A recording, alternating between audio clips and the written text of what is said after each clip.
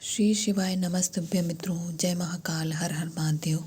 मित्रों, हम सभी को पता है कि आज है 30 जनवरी और आज है गुप्त नवरात्रि का बहुत ही प्यारा सा दिन। आज हम लाल बिंदी वाला उपाय करेंगे, अर्थात श्रृंगार की वस्तुओं को चढ़ा के माता रानी को प्रसन्न करने के प्रयास करेंगे, जिससे हमारा पूरा परिवार सदा खुश रहेगा। साथ ही यह उपाय स्त्रियों को विशेष रूप से करना है।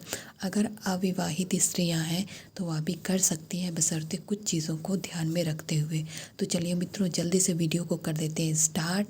आप सब लोग कमेंट सेक्शन में महादेव का प्यारा सा नाम लिख के ज़रूर जाइएगा, और जो लोग इस चैनल पे पहली बार आए हैं तो चैनल को लाइक सब्सक्राइब ज़रूर करिए। तो चलिए मित्रों, हम एक एक करके आज इस वीडियो में 3 उपायों की बात करेंगे।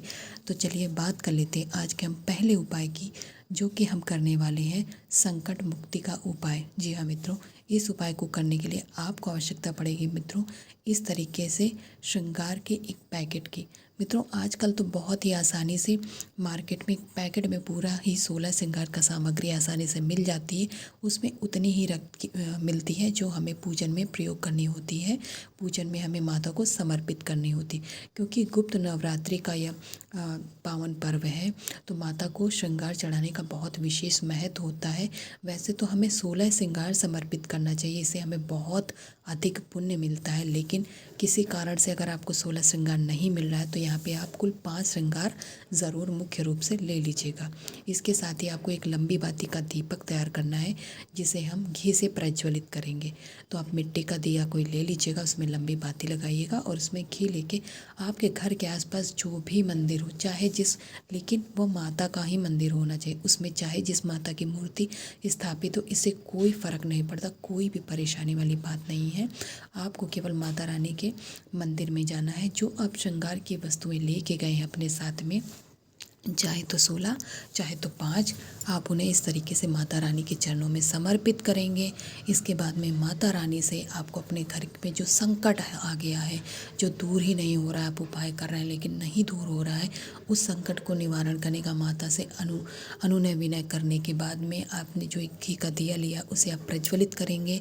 और जब तक वह दिया जलता रहेगा, आपको माता रानी से निवेदन करना है अपने घर की परेशानियों को दूर करने का, उन्हें समाप्त करने का। ऐसा आपको उनसे निवेदन करना है माता रानी से।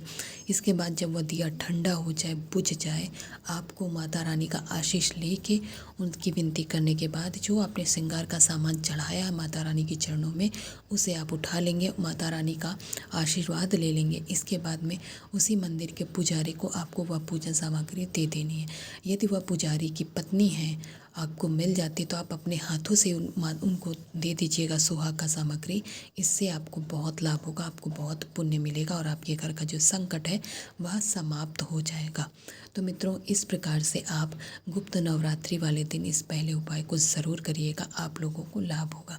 अब बात करते हैं मित्रों आज के अपने हम दूसरे उपाय की, जो कि हम इसी दिन यानी गुप्त नवरात्रि वाले दिन करने वाले हैं। तो मित्रों, दूसरे उपाय को करने का लाभ समझ लेते हैं। यह है मित्रों क्लेश नाशक उपाय, अर्थात आपके घर में लड़ाई झगड़े बहुत हो रहे हैं तो इस उपाय को करने से वह समाप्त हो जाएंगे। तो मित्रों, हमें इस उपाय को करने के लिए मक्खन की आवश्यकता पड़ेगी।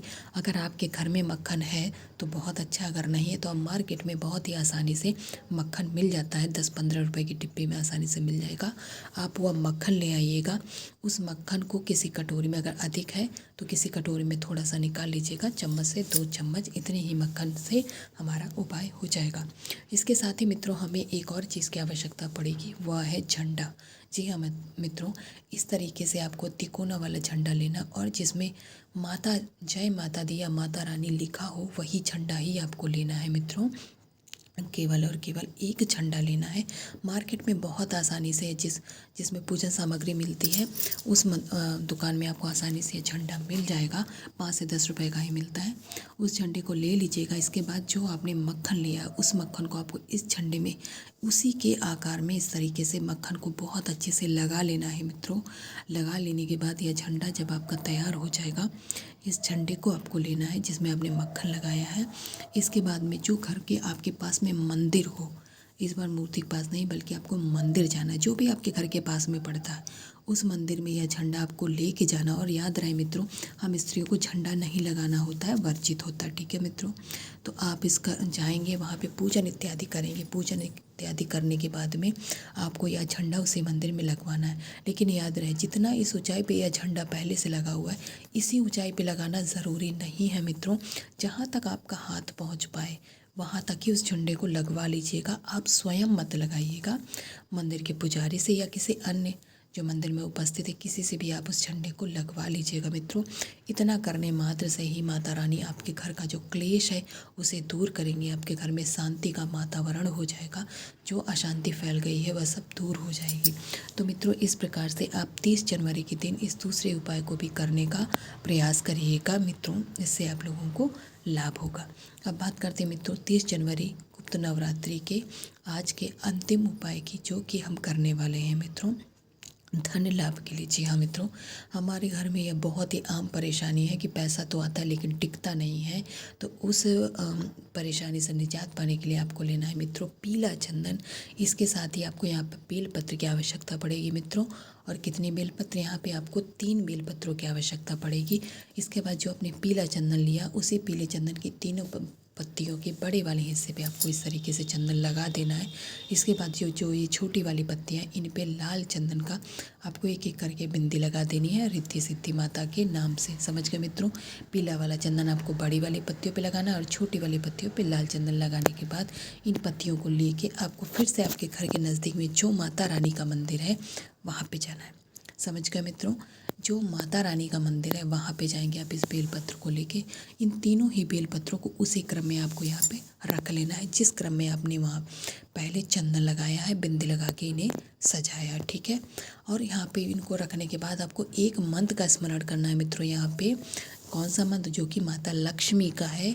आप लोग पहले भी यह उपाय कर चुके हैं लेकिन मैं फिर से बताती हूँ वह मंत्र कौन सा है। जिस मंत्र का आपको स्मरण करके ये अपना उपाय पूर्ण करना है वह मंत्र है मित्रों ओम श्रीम नमः मंत्र का। मैं फिर से बताती हूँ, ओम श्रीम नमः मंत्र का जाप करके मित्रों आपको माता लक्ष्मी से अपने घर में धन आगमन की विनती करना कि हे माता रानी, मेरे घर में बहुत सा धन आता तो है, मेरे पति या मेरे घर के अन्य सदस्य बहुत मेहनत करते हैं, पैसा भी आता है, लेकिन जो धन की गति है वह धन रुकता नहीं। आपका धन जो है बहुत ही शीघ्र समाप्त हो जाता है, कभी बीमारी में तो कभी अन्य परेशानियों में। इस तरीके से आपको अपनी जो भी परेशानी है धन से संबंधित आपको माता रानी से कहनी है, उनसे विनती करनी है। इसके बाद में मित्रों आपको माता रानी का आशीर्वाद लेके माता रानी का पूजन समाप्त करके आपको अपने घर पे वापस आ जाना है। तो मित्रों 30 जनवरी गुप्त नवरात्रि के पहले दिन मैंने आपको 3 उपायों को समझाने का पूरा प्रयास किया। तो आप लोग मित्रों खास तौर पे स्त्रियां इन उपायों को ज़रूर करिएगा, इससे आप लोगों को बहुत लाभ होगा। तो श्री शिवाय नमस्तुभ्यम।